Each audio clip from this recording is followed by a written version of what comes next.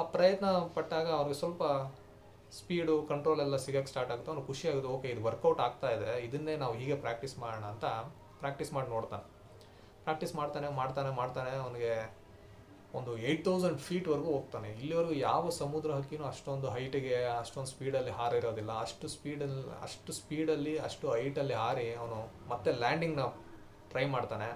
ಒಂದು ತುಂಬ ಪ್ರಯತ್ನಗಳ ನಂತರ ಒಂದು ಸ್ಮೂತ್ ಲ್ಯಾಂಡಿಂಗ್ ಮತ್ತು ಸ್ಪೀಡಾಗಿ ಸ್ಮೂತಾಗಿ ಲ್ಯಾಂಡ್ ಆಗೋ ಒಂದು ಟೆಕ್ನಿಕ್ ಅವನಿಗೆ ಗೊತ್ತಾಗುತ್ತೆ. ಅವ್ನಿಗೆ ತುಂಬ ಖುಷಿಯಾಗುತ್ತೆ, ಅಬ್ಬಾ ಕೊನೆಗೂ ನಾನು ಕಂಡಿಡ್ದುಬಿಟ್ಟೆ ಈ ಹಾರಾಟದ ಟೆಕ್ನಿಕ್ನೆಲ್ಲ, ಇದನ್ನೆಲ್ಲ ನನ್ನ ಇತರ ಸಮುದ್ರ ಹಕ್ಕಿಗಳ ಜೊತೆ ನಾನು ಹಂಚ್ಕೊಬೇಕು, ನನ್ನ ಗುಂಪಿಗೆ ಇದನ್ನೆಲ್ಲ ಹಂಚ್ಕೊಬೇಕು ಅಂತ ಅವನು ತುಂಬ ಖುಷಿಯಲ್ಲಿರ್ತಾನೆ.